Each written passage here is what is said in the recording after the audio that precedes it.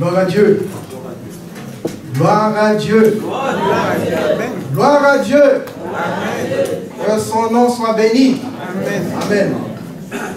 Eh bien, nous avons la joie d'avoir avec nous Frédéric Monceau et son collaborateur. Je ne le vois pas. Il est où?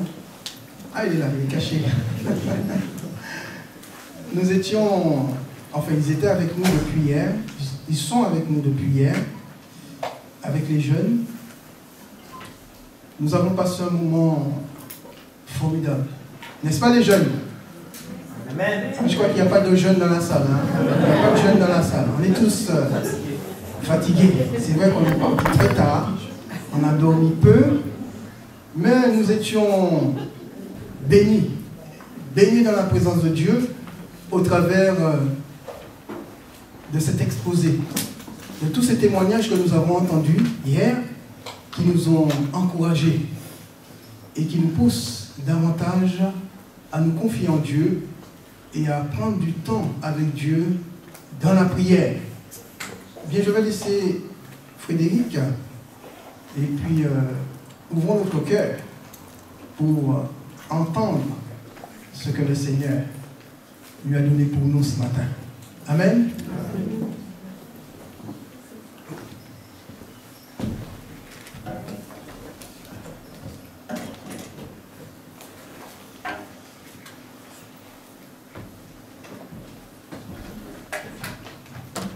Bonjour à tous.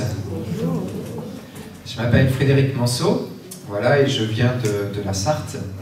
Et mon collègue bénévole Siméon, qui est là dans les rangs, vient de Rennes, voilà. Donc on vient de l'Ouest. Alors c'est un plaisir pour moi de rencontrer toute l'Église, parce que la dernière fois que je suis venu, c'était un jour de semaine, c'était le 7 janvier, j'ai regardé, on était tout au début de l'année. Mais je n'avais qu'une petite partie de l'église. Ce matin, j'ai une grande partie de l'église, j'imagine. Et donc, c'est vraiment un plaisir pour moi de vous rencontrer. Alors, je travaille dans cette mission depuis 7 ans et demi, pratiquement 8 ans maintenant, à plein temps. Et donc, vous savez certainement que cette mission, elle existe depuis bien plus longtemps que ça. Elle est née en 1955. Avec l'appel d'un chrétien évangélique d'origine hollandaise, qu'on appelle communément aujourd'hui Frère André. Et donc cette mission, elle s'est beaucoup développée au cours de toutes ces années. Et maintenant, nous sommes présents dans 25 pays libres pour ce qui sont des bases de développement, on va dire. Et puis nous agissons, nous venons en aide à des chrétiens persécutés qui sont dans environ 76 pays dans le monde. Voilà, donc pour vous donner une échelle de la croissance de cette organisation, nous sommes maintenant environ 1300 personnes à travailler dans le monde pour Portes Ouvertes et à peu près 1700 bénévoles dont fait partie Siméon que vous avez là ce matin, mais aussi notre sœur Catherine, si je ne me trompe pas. Où est-ce qu'elle est? Elle n'est pas là. La sœur qui est Antenne, non pas Catherine, excusez-moi, Karine. Ah là là, ça commence mal. Désolé, Karine. Mais voilà, je la remercie en tout cas de s'être engagée dans ce service d'antenne, parce que c'est essentiel aussi pour nous d'avoir des bénévoles dans les églises qui vont relayer l'information tout au long de l'année. Moi, je suis là, bon, cette année, c'est 2 fois dans l'année, c'est plutôt exceptionnel, Et il y a une raison à ça, mais en général, je passe pas toujours tous les ans, ça dépend des endroits. Et donc d'avoir des bénévoles dans une église, ben c'est super parce que ça permet de garder le contact et surtout de pouvoir prier et que ce sujet ne soit pas trop éloigné de nos préoccupations. Parce qu'on en a beaucoup, vous avez remarqué ? Voilà, alors je voudrais commencer ce matin par une fable de La Fontaine. Aïe, désolé, ne commencez pas à me jeter des pierres tout de suite, je vais m'améliorer après, je vous assure. Vous connaissez peut-être cette fable de La Fontaine qui parle du chêne et du roseau. Vous pouvez me la réciter? Non. Je m'en doutais, moi non plus, si je n'avais pas ce texte sous les yeux, je serais incapable de le faire. Alors il s'agit d'un arbre et d'un roseau. Allez, on va dire un beau chêne. Je crois que d'ailleurs il y en a un beau là, juste à côté. Imaginons que ce beau chêne soit en train de se moquer d'un frêle roseau à ses pieds. Hein, il y a une grosse différence de taille déjà. Et puis ensuite, il y a une différence de grosseur. Il dit à ce roseau, « La nature envers vous me semble bien injuste. Le moindre vent qui d'aventure fait rider la face de l'eau vous oblige à baisser la tête. » Et oui, on parlait bien en ce temps, n'est-ce pas? Aujourd'hui, je ne sais pas si on dirait des choses aussi bien. Le roseau explique qu'il plie, mais il ne rompt pas. Mais le grand chêne, il est prétentieux, il est orgueilleux, il est sûr de sa force, et sincèrement, il n'est pas du tout convaincu par ce roseau. Et puis, vient la tempête. Cette tempête, elle est violente, elle est terrible, elle est même destructrice. Elle vient comme un jugement. Et l'arbre royal est déraciné. Il est couché à terre. C'est fini pour lui. Tandis que le roseau, lui, il a beaucoup plié, c'est vrai. Il a même très souvent touché terre. Mais il s'est relevé et il est toujours debout. Ce matin, je vais vous parler des chrétiens persécutés. Vous avez vu cette affiche derrière moi qui annonce 360 millions de chrétiens qui sont fortement persécutés dans le monde. Pour eux, les tempêtes, c'est très souvent. Et on ne parle pas des petites tempêtes qu'il y a chez nous. Vous savez, lorsqu'il y a quelques feuilles qui tombent par terre. Je dis ça avec humour parce que parfois, il y a des réunions où je vais en semaine et on me dit, aujourd'hui, les chrétiens, certainement, ils ne sont pas venus parce qu'il y avait une tempête. Quelle tempête? Ces quelques feuilles par terre, là, c'était suffisant? Eh oui. Là, on parle de vraie tempête. C'est pour eux la violence, c'est pour eux la discrimination, c'est pour eux les persécutions. Et ça vient de partout. Des autorités, des collègues, de la police, de la famille. Ça, c'est la pire. Et des voisins. Et ce sont des pressions qui sont quotidiennes parfois. À portes ouvertes, on distingue deux types de persécutions. Tout d'abord, une qu'on appelle l'oppression, la pression violente. Elle est symbolisée par le marteau, la persécution marteau, celle qui frappe. C'est des assassinats, c'est des kidnappings, c'est des mariages forcés, des destructions de biens, des viols, etc. Et puis une deuxième, elle est moins spectaculaire, en tout cas elle nous marque moins, mais elle est tout aussi néfaste. C'est la pression par discrimination. On l'appelle la persécution étau. On serre, on force, on oppresse. C'est du rejet, c'est du déni de droit, c'est de l'exclusion, ce sont des procès injustes, etc., etc. Alors, est-ce que l'Église persécutée, c'est que des mauvaises nouvelles? Heureusement, non. Bien sûr. Et je voudrais d'abord commencer par vous encourager, vous donner des bonnes nouvelles de l'Église persécutée. On va commencer par l'Iran. Est-ce que l'Iran, c'est une république comme nous? Non. Non, j'ai entendu qu'il y avait un professeur d'histoire. Tu me diras si je me trompe, hein? On a un expert parmi nous. L'Iran, c'est une république islamique. Pourtant, ce pays, il est en quelle position? Vous l'avez trouvé? On fait un petit peu de géo en même temps? Le 9e, ça va. Heureusement qu'il y a la petite légende en bas, hein, n'est-ce pas? Donc, République islamique, 9e au classement des pays les plus persécutés au monde. Ce pays est donc un pays où l'islam est religion d'État. La charia fait partie, elle est au-dessus de la Constitution. Ça fait partie des lois du pays, des lois religieuses. Et lorsqu'on est dans une république islamique, eh bien, le droit religieux, on va dire, se place au-dessus du droit humain. La charia se place au-dessus de la Constitution. Et donc, on trouve deux types de chrétiens. Excusez un petit peu de parler comme ça. On trouve les chrétiens dits traditionnels, qui sont dans des églises historiques, arméniennes, assyriennes. Celles-ci, ces églises-là, elles ont le droit de se réunir. Elles sont autorisées par l'État.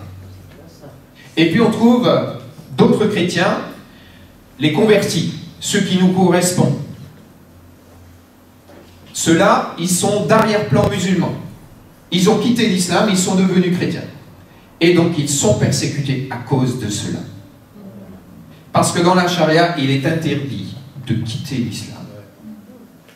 On est un apostat, on est un mécréant, on est un traître. Et donc le gouvernement les considère comme des traîtres. Et le gouvernement a une police secrète qui est chargée de trouver tous ceux qui sont contre l'État. Et donc les chrétiens convertis en font partie. Alors ces chrétiens, ils se retrouvent dans des églises de maison uniquement. C'est impossible pour eux d'avoir des églises comme ça. Et en plus, ils n'ont pas le droit de rejoindre les églises dites officielles. Alors avec toutes ces mauvaises nouvelles, on pourrait s'attendre à ce qu'il y ait une décroissance de l'église. Eh bien c'est tout l'inverse.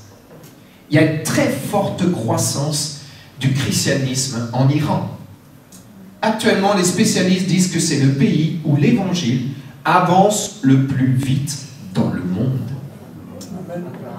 On estime qu'il y a entre 800 000 et 1 million de chrétiens actuellement en Iran. Maintenant, j'aimerais vous parler de l'Inde. Combien? 10, c'est bien, il y en a qui ont révisé. Félicitations. J'aurais dû mettre un bandeau là. Donc l'Inde, ici, grand pays. Je rappelle que l'Inde, c'est une démocratie, cette fois-ci. Un petit peu comparable à la démocratie des États-Unis, dans le sens que c'est un ensemble d'États. Combien pourtant? 10e. Comment ça se fait qu'une démocratie se retrouve 10e des pays les plus persécutés au monde? Eh bien parce qu'ils ont élu en 2014 un parti extrémiste, un parti nationaliste extrémiste, qui revendique l'Inde pour les hindous. Ils ont une idéologie qui s'appelle l'Hindu Deva et qu'ils veulent établir sur toute l'Inde. Et donc, les religions étrangères, pour citer leurs propos, comme l'islam et le christianisme, ne sont plus du tout les bienvenus. Et donc, les chrétiens sont fortement persécutés, agressés, ostracisés, accusés de convertir de force les hindous et parfois même assassinés.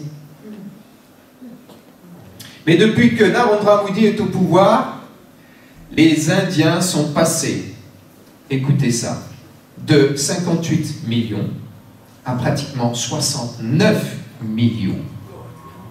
C'est quand même incroyable, n'est-ce pas? Et je vais terminer avec un dernier pays, le Bangladesh, pays musulman. Là-bas, c'est partout. Même à l'école, ils sont persécutés.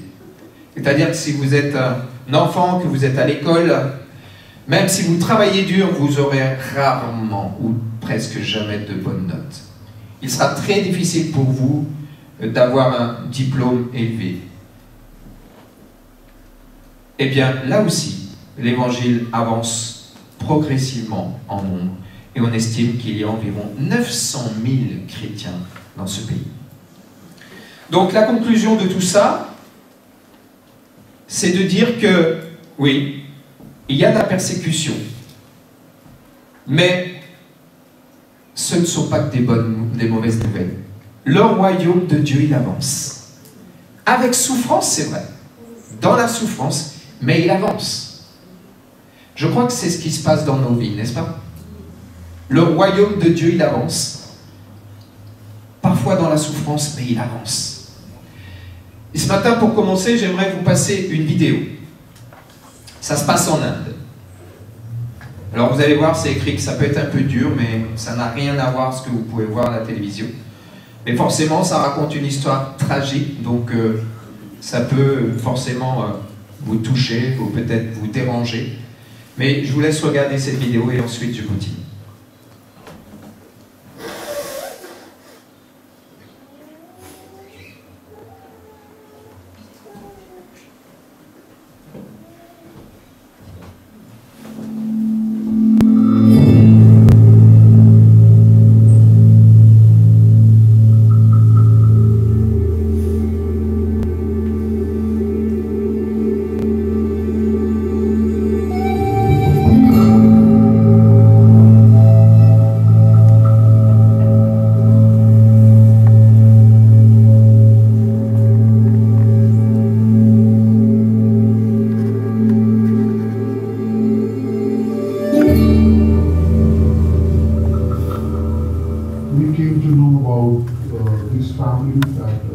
Nous avons appris l'existence de cette famille. Leur fille a été assassinée. Parce que cette famille avait décidé de suivre Jésus, ils ont dû payer un prix très élevé. Quand j'ai appris cette histoire, j'ai été secoué intérieurement, parce que ma fille avait exactement le même âge à l'époque. Mais le père a fait une déclaration qui m'a fortifié. Nous lui avions demandé « Veux-tu continuer dans ta foi ou veux-tu la quitter ? Parce que tu es en train de perdre tes proches et ils ont menacé de faire pareil à tes autres enfants. » Ce père a répondu « C'est Dieu qui m'a donné ma fille et c'est lui qui me l'a reprise. » Il m'a fait penser à Job à ce moment-là. Cela a continué à tourner dans ma tête. Je suis rentré à la maison, j'ai parlé avec ma femme et je lui ai dit « Croire au Christ, avoir la foi en Jésus-Christ, ce n'est pas facile. Cela coûte très cher. » Et j'ai dit à ma femme « Si quelqu'un arrive et me bat, me tue, je suis prêt à mourir pour le Christ. Mais si quelqu'un s'en prenait à mes enfants, »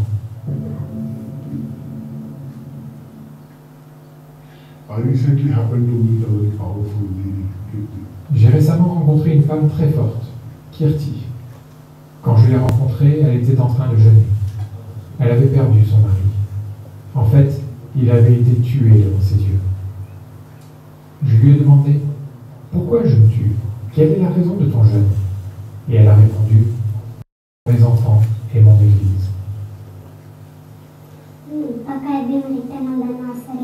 J'étais très malade pendant plus de 10 ans. J'avais mal partout. Je suis allée voir les médecins, les sorciers, je suis allée dans de nombreux temples, mais je ne guérissais pas. On m'a dit que si j'allais à l'église, je pourrais être guérie. Alors, j'ai commencé à aller à l'église. Et en une semaine, j'étais guérie. Des Naxalites sont arrivés dans mon village. Il y avait d'autres familles dans mon village qui croyaient au Seigneur Jésus-Christ. Ils nous ont tous convoqués à une réunion et les Naxalites m'ont fait me tenir au milieu. Ils nous ont dit que si nous arrêtions d'aller à l'église, ils ne nous battraient pas. Nous avons vu qu'ils étaient armés de bâtons. Alors nous avons eu peur et nous avons dit aux Naxalites et aux villageois que nous allions abandonner Jésus-Christ. Mais en fait, nous n'avons pas renoncé à notre foi. Nous nous réunissions secrètement dans ma maison pour le service du dimanche. Au bout de 2 mois, les villageois ont fini par l'apprendre. Ils m'ont dit de quitter Jésus, sinon ils me tueraient. Après avoir dit cela, ils ont brûlé la Bible et mon recueil de cantiques. Ils ont aussi mangé toutes mes provisions en disant « C'est la sanction pour votre foi ». J'avais l'habitude de prier uniquement dans ma maison. Et petit à petit, tous les gens qui avaient cessé de croire en Jésus-Christ ont recommencé à venir chez moi. Beaucoup de malades venaient me voir. Nous prions pour eux et ils étaient guéris. Peu à peu, nous avons recommencé à organiser des cultes à la maison. Lorsque les habitants du village ont appris que nous nous réunissions à nouveau, ils ont organisé une nouvelle réunion dans le village. Ils ont fait venir une des personnes qui avait été guérie et ils l'ont battue. Ce jour-là, ils ont également convoqué d'autres personnes de différents villages pour venir nous battre.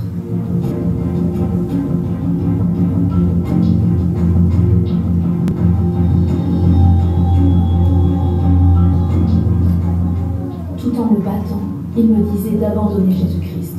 Ils me frappaient violemment, mais Dieu me donnait la force de supporter toute cette douleur. Alors, j'ai dit que je n'abandonnerai pas Jésus-Christ. À ce moment-là, d'autres croyants se sont joints à moi pour dire que non plus, ils n'abandonneraient pas Jésus-Christ.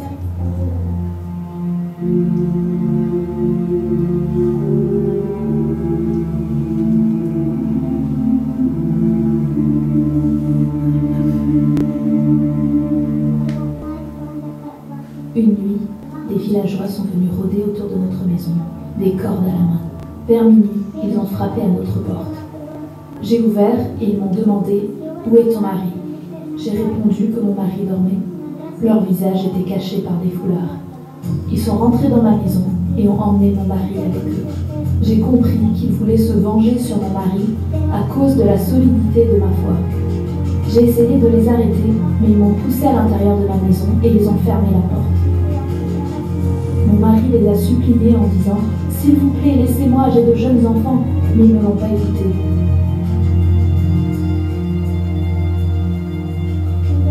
Pendant 6 jours, ils ne lui ont donné ni eau ni nourriture.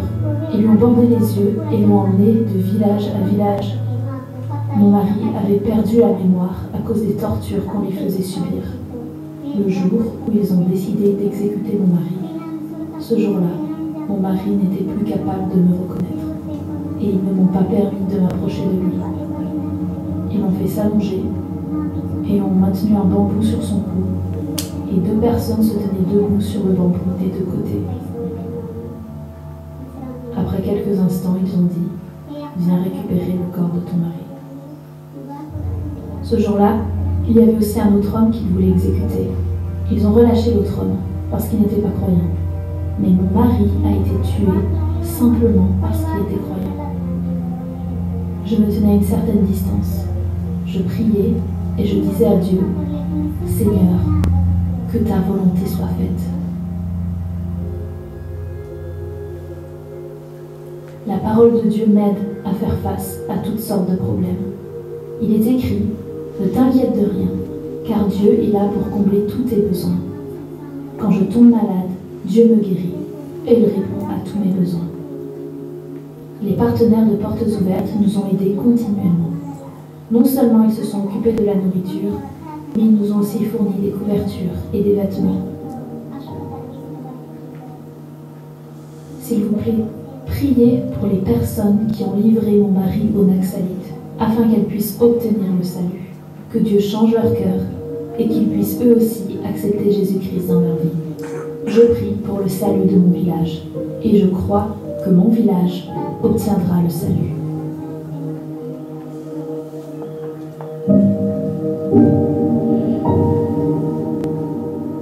J'ai passé beaucoup de temps en prière pendant le confinement lié à la pandémie. De nombreux villageois sont venus chez moi pour prier pour leur maladie et Dieu les a tous guéris. Maintenant, beaucoup de nouvelles personnes de mon village ont également commencé à croire en Jésus. Environ 10 nouvelles familles ont commencé à croire au Seigneur Jésus pendant le confinement. J'ai encore été persécutée par certaines personnes de mon village, mais maintenant, je n'ai plus peur. Dieu est avec moi. Priez pour nos besoins et priez pour moi, afin que Dieu m'utilise pour son royaume et pour sa gloire dans les années à venir. Quand j'ai appris ce que Kirti avait vécu, toutes les douleurs, les souffrances, les luttes, l'exclusion, face à tant de deuil et de rejet, je pense que n'importe qui pourrait craquer à ce stade. Pourtant, la foi de Kirti n'a pas faibli. J'ai rencontré une personne très forte avec un témoignage fort et une forte conviction personnelle d'être aimée par Dieu.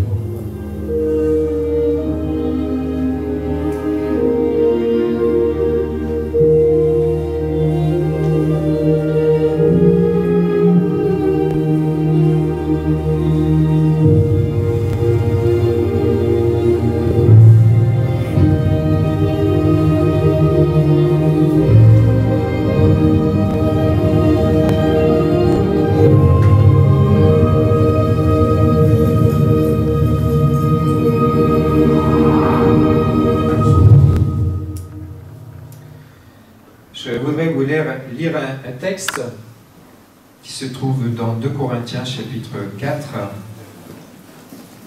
Ici vous avez le verset central, mais je voudrais vous lire à partir du verset 3. C'est un texte un petit peu long, mais c'est difficile d'en retrancher quoi que ce soit. Si notre évangile est encore voilé, il est voilé pour ceux qui périssent, pour les incrédules, dont le Dieu de ce siècle a aveuglé l'intelligence, afin qu'ils ne vissent pas briller la splendeur de l'évangile de la gloire de Christ, qui est l'image de Dieu. Nous ne nous prêchons pas nous-mêmes, c'est Jésus-Christ le Seigneur que nous prêchons.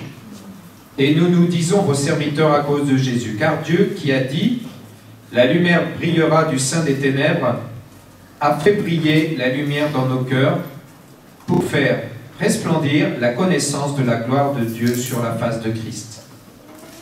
Nous portons ce trésor dans des vases de terre, afin que cette grande puissance soit attribuée à Dieu et non pas à nous. Nous sommes pressés de toute manière, mais non réduits à l'extrémité, dans la détresse, mais non dans le désespoir, persécutés, mais non abandonnés, abattus, mais non perdus, portant toujours avec nous dans notre corps la mort de Jésus, afin que la vie de Jésus soit aussi manifestée dans nos corps. Car nous qui vivons, nous sommes sans cesse livrés à la mort à cause de Jésus, afin que la vie de Jésus soit aussi manifestée dans notre chair mortelle. Ainsi la mort agit en nous, et la vie agit en vous. Et comme nous avons le même esprit de foi qui est exprimé dans cette parole de l'Écriture, « J'ai cru, c'est pourquoi j'ai parlé », nous aussi nous croyons, et c'est pour cela que nous parlons. Sachant que celui qui a ressuscité le Seigneur Jésus vous ressuscitera aussi avec Jésus, et nous fera paraître avec vous dans sa présence. Car tout cela arrive à cause de vous, afin que la grâce, en se multipliant, fasse abonder la gloire de Dieu, les actions de grâce du plus grand nombre. C'est pourquoi nous ne perdons pas courage. Et lors même que notre homme extérieur se détruit, notre homme intérieur se renouvelle de jour en jour. Car nos légères afflictions du moment présent produisent pour nous, au-delà de toute mesure, un poids éternel de gloire, parce que nous regardons non point aux choses visibles, mais à celles qui sont invisibles. Car les choses visibles sont passagères, et les invisibles sont éternels. Amen. Dans le texte que nous venons de lire, il est question de Paul. Paul nous parle de ces pressions qu'il subissait, que subissaient déjà les premiers chrétiens. Donc ce n'est pas un fait nouveau. Et lui, il était sans doute très bien placé pour ça. Paul, on le sait, a d'abord été Saul de Tarse. C'était un persécuteur. Et après, il est devenu persécuté, à son tour, jusqu'à la mort. On va voir ce matin ce qui a permis à Paul, et ce qui permet aujourd'hui aux chrétiens persécutés, de tenir bon, malgré tout ce qui peut être contre eux, les pressions, les épreuves, etc. Et on va voir comment ça peut aussi impacter nos vies, bien sûr, parce que c'est ça l'objectif. D'abord, on va voir pourquoi sommes-nous pressés de toutes parts. Qu'est-ce que nous avons de spécial? Vous êtes déjà posé cette question? Qu'est-ce que j'ai de spécial pour être autant embêté? Eh bien, la réponse, elle est simple. Enfin, normalement, elle doit être simple. C'est parce que nous détenons un trésor, tout simplement. Et ce trésor, le texte que nous avons lu, c'est la connaissance de la gloire de Dieu qui rayonne du visage de Jésus-Christ. Paul considérait que l'évangile de la gloire du Christ est un trésor. Et bien plus important que ce qu'il avait pu connaître auparavant. Je rappelle que Paul, avant d'être Paul, il était Saul de Tarse. Et excusez du peu, mais c'était un homme important de l'époque. C'était un VIP. C'était un homme connu, pratiquement une star. C'était un érudit, une grande connaissance. C'était un homme de pouvoir. C'est un homme d'influence. Il avait tout pour avoir la gloire. Et il avait la gloire. Il était respecté. J'imagine que quand il arrivait dans un endroit, les foules venaient pour l'écouter, pour le voir, peut-être essayer de le toucher comme on fait aujourd'hui avec des stars. Pourtant, il dit, je considère même tout comme une perte à cause du bien suprême, qui est la connaissance de Jésus-Christ, mon Seigneur. À cause de lui, je me suis laissé dépouiller de tout. Et je considère tout ça comme des ordures afin de gagner Christ. Il n'y a pas d'ambiguïté pour lui. Le trésor, c'est la gloire de Jésus-Christ. Donc connaître Jésus, c'est le plus beau des trésors. En sommes-nous convaincus? Oui. Amen. Ne le dites pas pour me faire plaisir. Non. Alors j'ai essayé de regarder dans le dictionnaire qu'est-ce que c'est un trésor. Vous me direz, ouais, c'est quand même pas besoin des dictionnaires. Non, bien sûr. Un trésor, c'est un ensemble de choses de valeur accumulées, soigneusement cachées. Ouh, ça c'est intéressant. J'ai quand même l'impression que c'est tout l'inverse que ce que Dieu veut que nous fassions de notre trésor, non?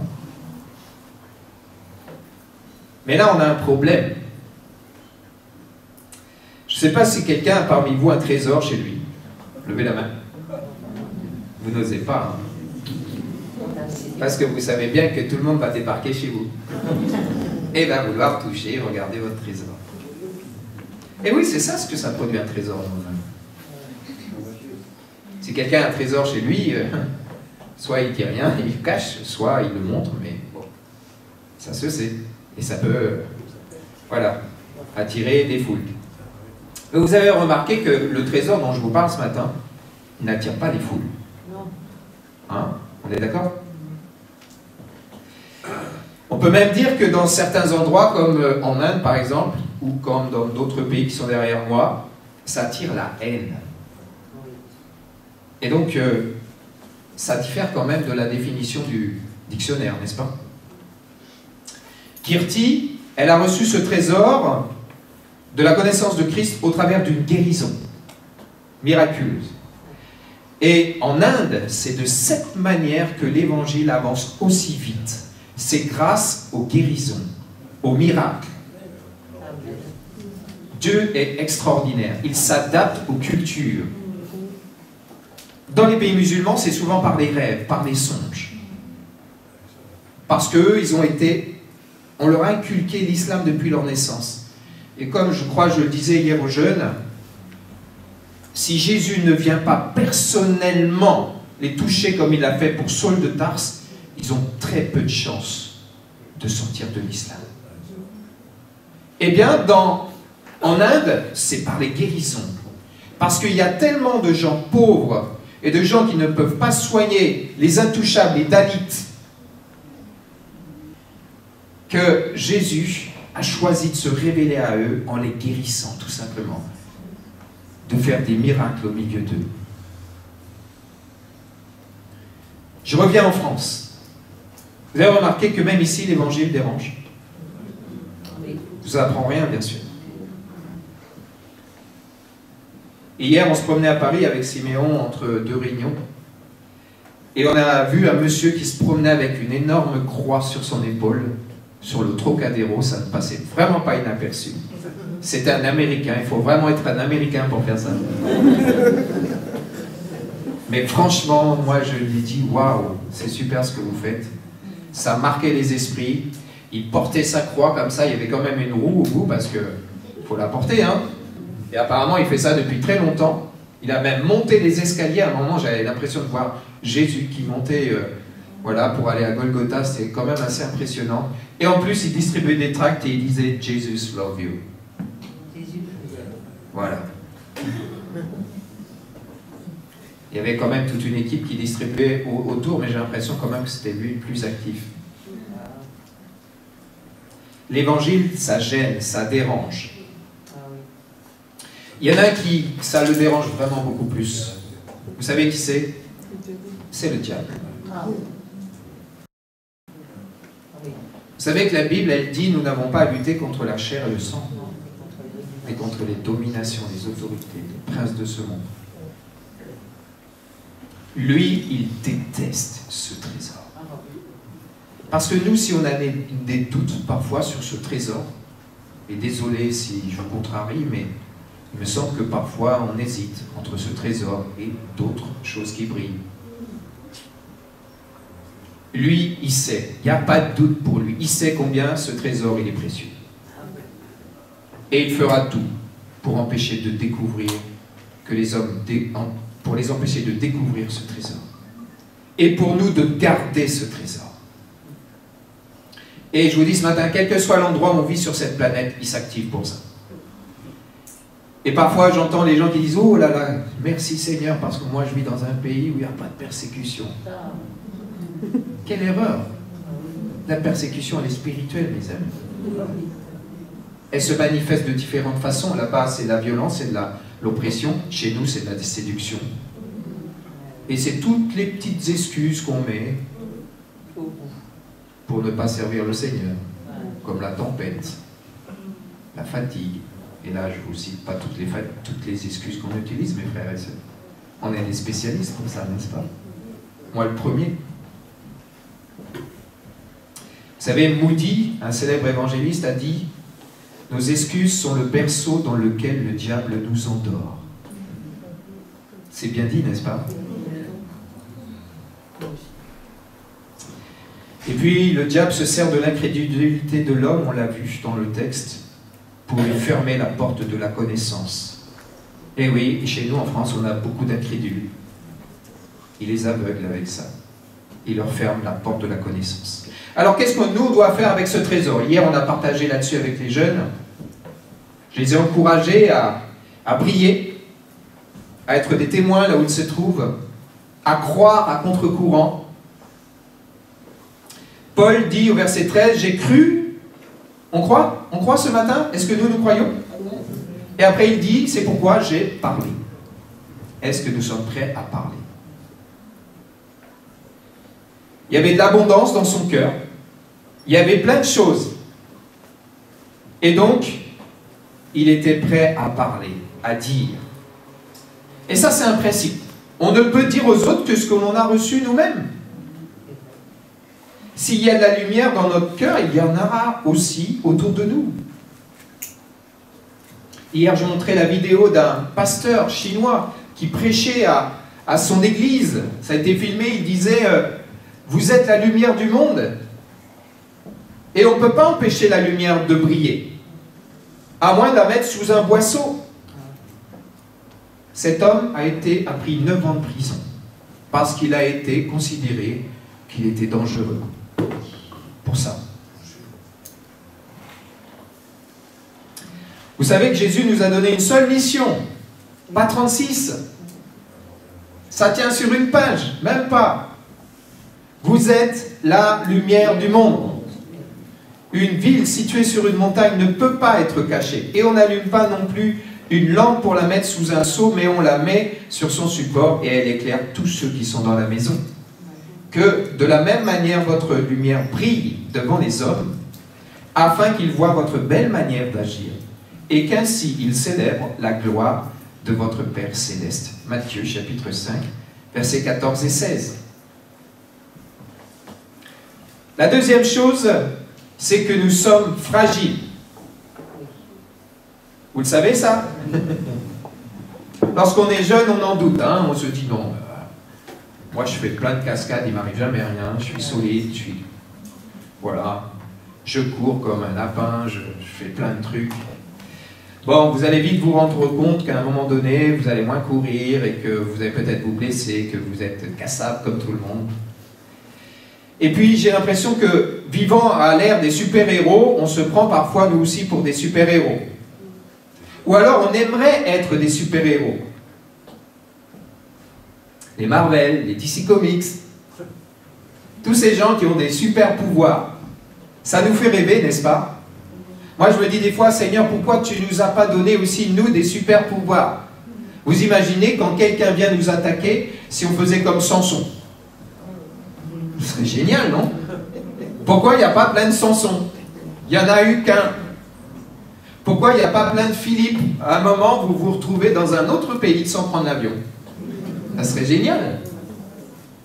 Vous imaginez comment on pourrait fuir la persécution, ou en tout cas la repousser? D'ailleurs, il y a certaines théologies qui proposent un évangile plutôt facile. Mais on sait que la vérité, elle est quand même tout autre, n'est-ce pas? On parle de Jésus comme un homme de douleur, un homme de souffrance, habitué à la souffrance. Au verset 7, nous avons lu « Nous portons ce trésor dans des vases de terre. » Ça change tout. Hein. Afin que cette grande puissance soit attribuée à Dieu et non pas à nous. On porte notre trésor dans des vases d'argile. C'est quand même un sacré contraste, n'est-ce pas? Quand on y réfléchit, quelqu'un qui possède un trésor et qui le met dans quelque chose qui est cassable. C'est comme avoir des lingots et mettre ça dans un sac plastique. C'est pas très logique, hein? Vous êtes d'accord? Si vous aviez un trésor, vous feriez quoi? Ben, vous dépenseriez tout votre argent pour acheter un beau coffre, le plus solide du monde, pour mettre ce beau trésor. Eh bien non, Dieu, il nous a choisis, nous qui sommes fragiles, des faibles créatures, je vous rappelle, créées à base de poussière, pour mettre son trésor à l'intérieur. Waouh! Le messager, il a peu de valeur, mais le message, waouh, il est d'une grande valeur.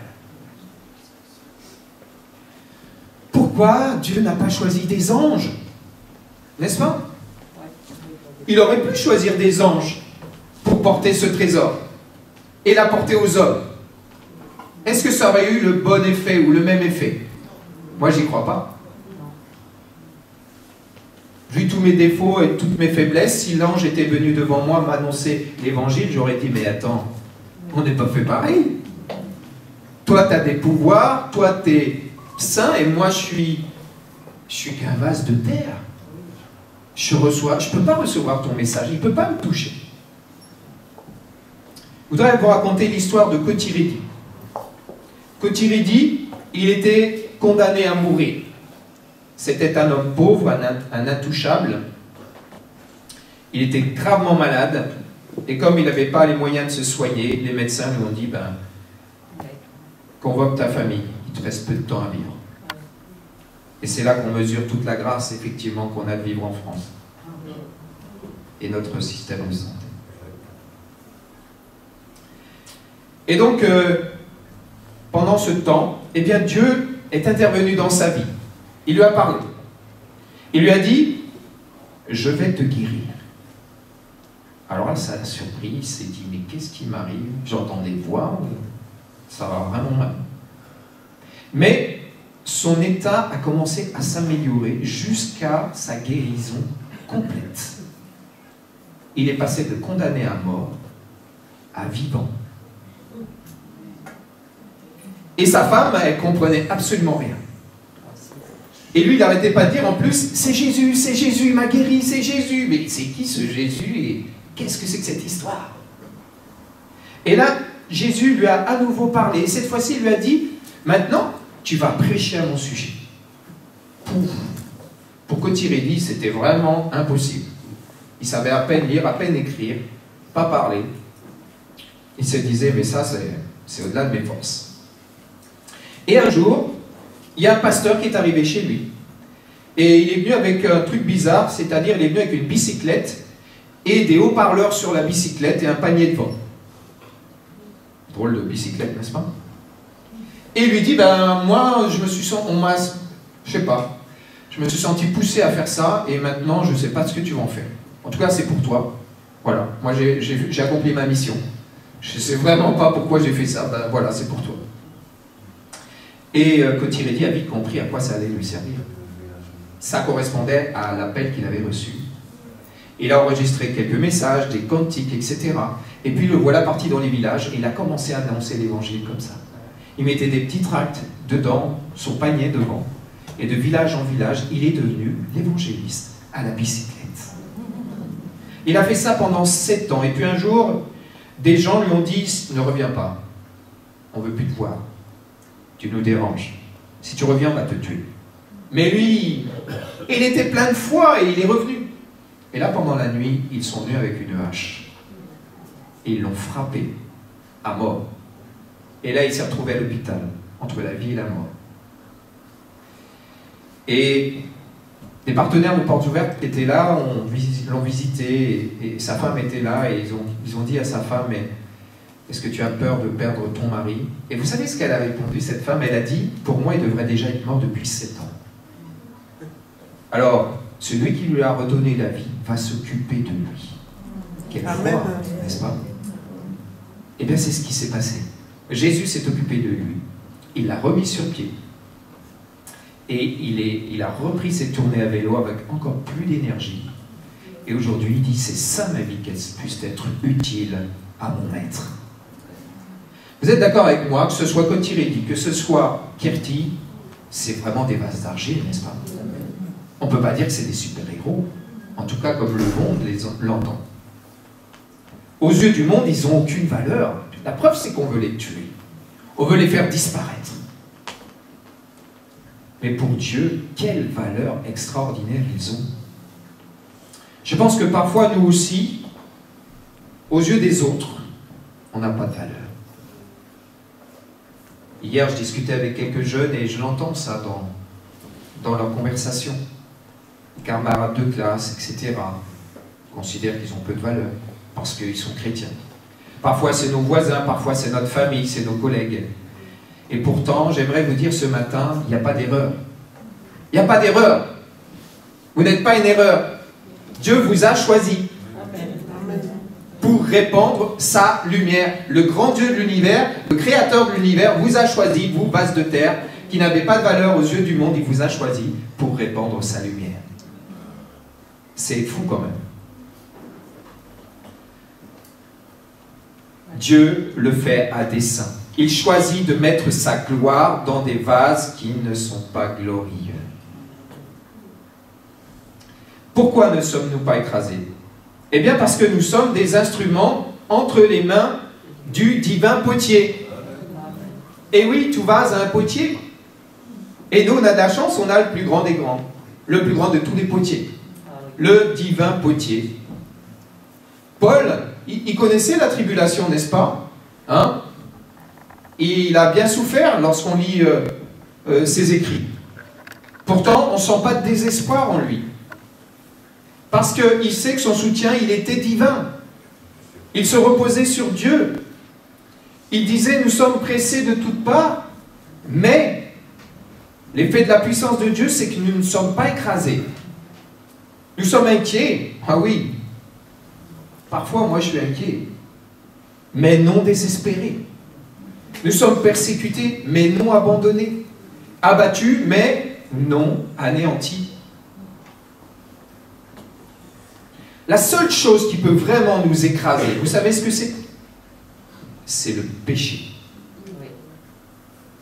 Alors évidemment, on pêche les uns et les autres, mais la solution, elle est toujours en Christ. Elle est toujours à la croix. La Bible nous dit dans Ésaïe 53,5, lui, il a été blessé à cause de nos transgressions. Il a été brisé à cause de nos fautes. Et ce matin, j'ai trouvé intéressant de relire ce texte sur ce qui s'est passé à la croix. C'est vrai que Jésus a vraiment souffert pour nous. Il a vraiment été humilié quand même. C'était pas une mince affaire. C'était horrible ce qui lui est arrivé. La punition qui nous donne la paix est tombée sur lui et c'est par ses blessures que nous sommes guéris. En gros, Jésus, il a été écrasé, il a été brisé par le poids de nos péchés et ça à notre place. Ce qui pouvait vraiment nous écraser, il l'a pris sur lui. Alors je vous concède que les épreuves que nous vivons, même ici en France, je n'ai pas besoin de faire le tour, je sais déjà que vous vivez aussi des épreuves. Elles sont dures, comme Kirti, comme Cotirelli. D'ailleurs, Paul, il le dit clairement, on l'a lu, il n'y a pas de mystère. Il dit qu'il côtoie la mort en permanence, c'est simple. Il dit chaque jour je risque la mort. Et puis ce texte qu'on connaît bien, Romains 8, 36, c'est à cause de toi qu'on nous met à mort, à longueur de journée, qu'on nous considère comme des brebis destinées à la boucherie. Dans 2 Corinthiens 12, versets 8 et 9, Paul dit qu'il a même essayé de demander à Dieu de lui épargner ça. Il a dit, j'ai demandé à Dieu 3 fois de m'enlever mon écharde, mon épreuve. Et vous savez ce que Dieu lui a répondu? Ma grâce te suffit. C'est dans la faiblesse que ma puissance se manifeste pleinement. Et Paul continue en disant, c'est pourquoi je me vanterai plutôt de mes faiblesses, afin que la puissance du Christ repose en moi. Je trouve ainsi ma joie dans ma faiblesse, les insultes. Vous trouvez votre joie dans les insultes? Ce matin, on a parlé de joie dans le moment de louange. Mais quand on est entre nous, là, ça va, hein, la joie. Parce qu'on est content de se voir. Parce que là, on sait qu'il n'y a pas de persécution normalement ici. Hein. Rassurez-moi. Mais dès qu'on sort, est-ce qu'il y a toujours la joie? Lorsque mon voisin, il me regarde et il m'insulte. Ou que mon collègue, il m'insulte. Ou peut-être que je subis des persécutions de la famille ou je ne sais qui. Ou même des angoisses. Eh bien, Paul dit que sa joie, voilà, que je trouve ma joie dans ma faiblesse, dans les insultes, dans les persécutions, et même dans les angoisses que j'endure pour le Christ. Car c'est lorsque je suis faible que je suis réellement fort. Pourtant, Paul aussi, aux yeux des hommes, il était misérable. Et cette fois-ci, l'attention n'était plus sur lui comme dans sa précédente vie, où là, rien que d'arriver, on le regardait comme une star. Mais maintenant, il était insignifiant aux yeux des hommes. Bah oui, c'est celui qui avait renié son ancienne religion. C'était plus qu'un moins que rien aujourd'hui. Eh bien, grâce à ça, la lumière de Christ, la gloire de Christ pouvait resplendir dans toute sa splendeur. Je ne sais pas si vous avez déjà cassé un vase. Ah oui, la dame. C'est pas bien. Vous avez déjà essayé de recoller un vase? Moi, ça m'est arrivé. Est-ce que vous retrouvez tous les morceaux? On essaye de coller, mais on voit qu'il manque des petits morceaux. Maintenant, imaginons que ce beau vase, c'est nous, n'est-ce pas? Je crois que toutes les épreuves, tout ce qui nous arrive dans notre vie, eh bien, au bout d'un moment, le beau vase qu'on était au départ, il devient ce vase. Un peu fissuré, n'est-ce pas? Un peu beaucoup même. Maintenant, imaginez qu'on mette une belle lumière à l'intérieur de ce vase. Et qu'on place ce vase dans l'obscurité. Qu'est-ce qui se passe? Eh bien, on va voir les lumières sortir par des fissures. N'est-ce pas ce que Dieu veut faire avec nous? Peut-être que vous vous sentez inutile. Peut-être que même vous vous dites, mais je ne suis pas assez bien, Seigneur. Tu veux que je brille, mais moi je ne suis pas assez bien pour toi. Je ne suis pas assez en bonne santé. Ça, c'est un prétexte, excusez-moi. Et là, je vais essayer de démonter tous les prétextes, parce que je crois que devant Dieu, il n'y en a pas beaucoup qui tiennent. Je ne suis pas assez en bonne santé, je ne suis pas assez obéissant. Je ne suis pas assez saint pour que tu m'utilises, Seigneur. Pour témoigner, pour prier. Tu imagines, pour prier, il faut un bel évangéliste. Moi, c'est ce que je pensais un jour. J'étais encore très très jeune et à cette époque, on faisait, lorsqu'on se réunissait avec les jeunes, on allait dans une autre ville et c'était pas facile, il fallait évangéliser la ville. Et c'était à Nantes. Et je me rappelle, on m'avait collé avec un autre jeune qui parlait pas. C'est sympa, hein? Moi, j'étais timide et lui, il parlait pas. Et à côté de nous, il y avait un gars, c'était un futur évangéliste. Vous imaginez le truc qui vous décourage bien? Je le regardais, lui, il parlait à tour de bras, il tendait les prospectus, et il était à l'aise. Et moi, dans mon coin, je répétais à l'intérieur, je dis, à quoi ça sert tout ça? Qu'est-ce que je fais ici? J'aurais mieux fait de rester chez moi.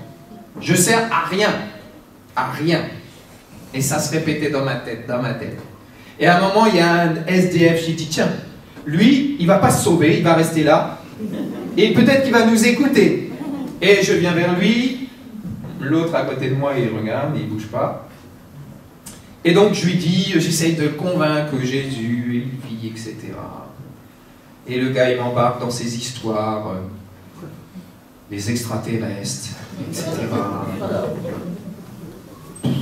J'ai dit, waouh, Seigneur, vraiment, je suis inutile. Je suis nul. Et à un moment, je suis tellement découragé, je ne sais pas, j'ai un truc qui me passe par la tête, je lui dis, ok, tu crois pas en Dieu, tu crois dans les extraterrestres, bon d'accord, pourquoi pas. Que je sais pas, moi. Ben, demande un truc à Dieu un truc, je sais pas, que tu peux pas faire, et puis tu verras bien s'il existe. Et puis on se quitte comme ça, parce que, voilà, c'est le seul à qui j'ai pu dire 3 mots, quoi. Et puis le soir, il y a la réunion. Et puis, réunion d'évangélisation. Vous savez comment, je ne sais pas si ça existe toujours, mais le soir, il y a réunion d'évangélisation. Et je suis assis dans les rangs. Et visiblement, il n'y a pas grand monde qui est venu. Hein, je crois qu'il y a eu même personne. Et on chante. Et à un moment donné, quelqu'un tape sur mon épaule. Et je me retourne, le SDF. Moi, j'étais totalement incrédule. J'ai dit, qu'est-ce que tu fais là? Il me dit, mais j'ai fait ce que tu m'as dit. Mais je t'ai dit quoi? Il dit, mais tu m'as dit que si je demandais, je voulais croire en Dieu, il fallait que je demande quelque chose, voilà, qui sort de l'ordinaire. Et j'ai dit, ben oui, et donc t'as fait quoi? Il dit, ben j'ai dit à Dieu, ben écoute, si t'existes, moi je sais pas où aller la salle là, tu t'as qu'à m'emmener. Et il dit, j'ai marché, je suis arrivé droit devant. Waouh! Je l'ai regardé, j'ai dit, ah bon? En fait, j'étais autant fortifié que lui, si ce n'est plus. Et je me suis dit, bah dis donc, le gars qui avait évangélisé toute l'après-midi comme un évangéliste, il n'y avait personne qui était venu. Et moi, j'ai juste dit 3 mots qui n'avaient aucune valeur, et ça avait marché. Vous pouvez être utilisé par Dieu, quoi que vous soyez, pour témoigner, pour prier. Et surtout, n'écoutez pas le diable. Dieu nous aime malgré nos faiblesses. Il veut agir, briller, démontrer sa gloire au travers de nous. Et j'aimerais juste vous dire un petit conseil. Ne vous opposez pas au divin potier. S'il a décidé de faire ainsi, ça ne sert à rien de discuter, mes amis. Faites pas celui qui dit qu'il a des arguments. Vous savez, il y en a qui ont essayé, genre Job, genre Habakkuk. Et Dieu les a remis à leur place. En gros, t'es qui toi pour discuter avec moi, si j'ai décidé de faire comme ça? Allez, je vais aller vite terminer, désolé. Nous portons notre attention sur les réalités éternelles. Vous savez, Jésus-Christ est ressuscité, amen. Amen. Et nous allons ressusciter aussi un jour. Amen. Amen. Paul fixait ses yeux sur l'après-vie, enfin sur l'après-vie terrestre. Il fixait ses yeux sur la récompense finale. Et pour lui, ce qu'il y avait après, c'était rien par rapport à ce qu'il pouvait vivre sur la terre. Il dit dans 2 Corinthiens 4, 17, nos légères difficultés du moment. Ah bah oui, quand même, t'es un peu gonflé. Hein. Mes légères difficultés, eh ben, si tu savais tout ce que je vis, ben, pourtant il dit que tout ça, ça produit pour nous, au-delà de toute mesure, un poids éternel de gloire. C'est infini en quantité, c'est donc surabondant, c'est infini en qualité, c'est un poids insurpassable, et c'est infini en durée, c'est éternel. Paul fixait ses yeux sur la récompense. Il dit, ce n'est pas que j'ai déjà remporté le prix ou que j'ai déjà atteint la perfection. Ça vous rassure? Même l'apôtre Paul n'avait pas atteint la perfection. Mais je cours pour tâcher de m'en emparer, puisque de moi aussi Jésus-Christ s'est emparé. Alors peut-être vous manquez de foi, et ça je vous le concède, on est souvent comme ça. Alors dans ces cas-là, faisons peut-être la prière que Paul adresse aux Éphésiens. Je prie que le Seigneur illumine les yeux de mon cœur, pour que je sache quelle est l'espérance qui s'attache à mon appel, quelle est la richesse de son glorieux héritage au milieu des saints, et quelle est l'infinie grandeur de sa puissance qui se manifeste avec efficacité par le pouvoir de sa force envers qui? Envers moi, qui crois. Ouf, c'est pas mal, n'est-ce pas? Alors en conclusion, je dirais, ne perdez pas courage, mes frères et sœurs. Je sais que quand vous regardez dans le miroir, vous vous dites, oh là là, quelle catastrophe. Ah non, pas vous? Moi, c'est normal. Le trésor de l'évangile de la gloire de Christ, eh bien Dieu a décidé de le mettre dans nos vies fragiles. Et les épreuves finiront tôt ou tard par fissurer votre vase. Mais c'est justement au travers de toutes ces fissures que la lumière de la gloire de Christ pourra atteindre tous ceux qui vivent encore dans les ténèbres. Je disais à des jeunes hier, mais c'est en racontant ce que tu vis, toi, dans tes épreuves, dans ce qui va toucher. C'est pas discuter sur la Bible elle dit ça. Non, c'est ce qu'ils veulent entendre, c'est ce que l'Évangile, il fait dans ta vie. Ce que Dieu fait pour toi. Peut-être c'est la guérison, peut-être c'est autre chose. Paul disait, je ne considère pas ma vie comme précieuse, pourvu que j'accomplisse avec joie ma course et le ministère que le Seigneur m'a confié. C'est-à-dire, annoncer la bonne nouvelle de Jésus. Alors que l'exemple de Paul, que l'exemple des chrétiens persécutés ce matin nous incite à plus de disponibilité. Amen? Vous êtes prêts à ça? Plus de consécration. Il n'y a plus trop de amen, là, tu as remarqué, Léandre? Hein, tu notes, hein? Vous voyez que tu es en train de noter d'ailleurs. Vous savez, le Seigneur, il veut nous confier des missions, il veut travailler avec nous, il veut que nous prions, mais il attend quand même que nous soyons disponibles. Je disais hier aux jeunes, vous savez, toute une question de décision.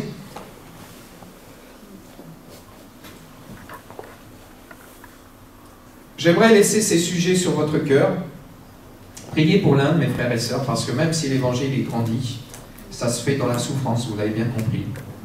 Et imaginons nos frères et sœurs qui sont en prison, qui sont frappés, parfois tués à cause de leur foi. Et je vous invite vraiment à prier pour eux. Prions pour Kirti, parce que même si aujourd'hui elle a 10 nouvelles familles, vous avez vu l'évangélisation, ça avance dur, hein? Eh bien, c'est pas facile pour elle. Prions pour l'Iran, parce que même si là aussi l'évangile avance, vous savez, je vous l'ai dit, hein, il y en a un que ça dérange vraiment. Et il va faire tout ce qui est en son pouvoir pour essayer de mettre des bâtons dans les roues. Prions aussi pour le Bangladesh, pour les enfants qui sont oppressés dès l'école. Alors vous pouvez nous aider bien sûr dans la prière, vous pouvez nous aider de différentes manières. Voilà un petit peu ce que l'on fait sur le terrain. Nous faisons de l'aide humanitaire, c'est pour ça qu'on est une ONG. On donne aussi des soins médicaux, des soins post-traumatiques pour les personnes qui subissent des traumatismes. On fait des formations, notamment des formations de tenir ferme dans la tempête. Et puis nous avons aussi du soutien socio-économique. Ça, c'est du microcrédit. Le microcrédit est très très très très utile partout dans le monde pour aider les personnes qui ont souvent tout perdu à cause de la persécution. Et ils peuvent ainsi retrouver une autonomie financière et aussi de la dignité dans leur vie. Voilà des équivalences de ce que peut donc produire un don, quel qu'il soit. Et voilà. Vous pouvez nous rejoindre aussi en ligne, puisque tous les troisièmes jeudis du mois maintenant, désolé, j'ai oublié de changer la date, le troisième jeudi maintenant du mois de juin, je ne sais pas quelle date ça sera, mais nous aurons à nouveau donc un temps de prière qui est ouvert à toute la France et voire la Belgique et tous les pays francophones. L'objectif est de réunir un maximum de personnes en ligne et de pouvoir prier dans des petits groupes. Heureusement, l'informatique nous permet de faire ça. Et pendant 1 heure, nous prions pour des sujets que nous allons développer devant vous. Et le but, c'est vraiment de soutenir l'Église persécutée. Moi, je suis persuadé que dans le royaume de Dieu, si vous bénissez quelqu'un, il y a toujours un retour. Alors, il ne faut pas le faire dans ce sens, hein, je bénis les autres parce que je vais être béni. Mais ça fonctionne comme ça. Dieu nous bénira si nous savons aussi bénir les autres. Voilà, je voudrais terminer avec vous par la prière. Je suis venu avec des livres de l'autre côté. J'espère que vous ferez ce parcours. Je sais que la sortie elle est là, mais vous pouvez aussi sortir ici. Il y a des livres et vous pourrez aussi vous abonner à notre magazine Portes Ouvertes. C'est un mensuel et à l'intérieur il y a une circulaire de prière avec tous les jours un sujet différent. Donc voilà, pensez à nos frères et sœurs persécutés en vous abonnant et en priant pour eux. Seigneur Jésus, merci pour ta grâce envers nous.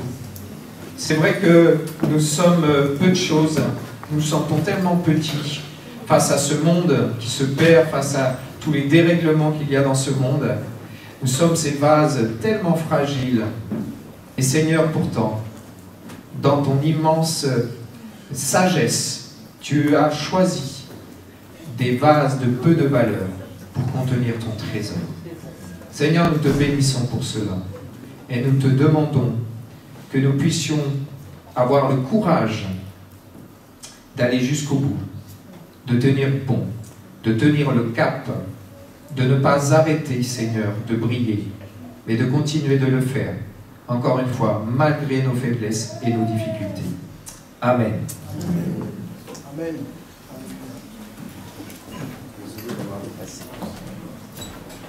C'est la journée du Seigneur. En principe, le dimanche, on n'est pas pressé. En tout cas ici. Je bénis Dieu pour sa parole. Moi, je crois que Dieu parle toujours. Et quelquefois, on n'est pas toujours attentif à ce que Dieu dit. Ce matin, je me suis réveillé avec des paroles dans mon cœur. C'est comme si quelqu'un me parlait. Et à la fin, j'ai entendu courage, courage. J'ai dit quoi? C'est quoi ça? J'ai dit ok. J'ai dit Seigneur, si ce que je viens d'entendre vient de toi, alors ce matin parle-moi.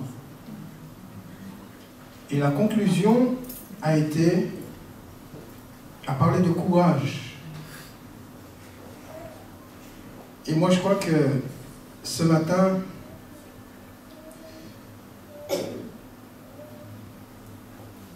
Dieu a parlé. En tout cas, Dieu m'a parlé. J'ai reçu de la part du Seigneur, je suis sûr que vous aussi, vous avez reçu de la part du Seigneur.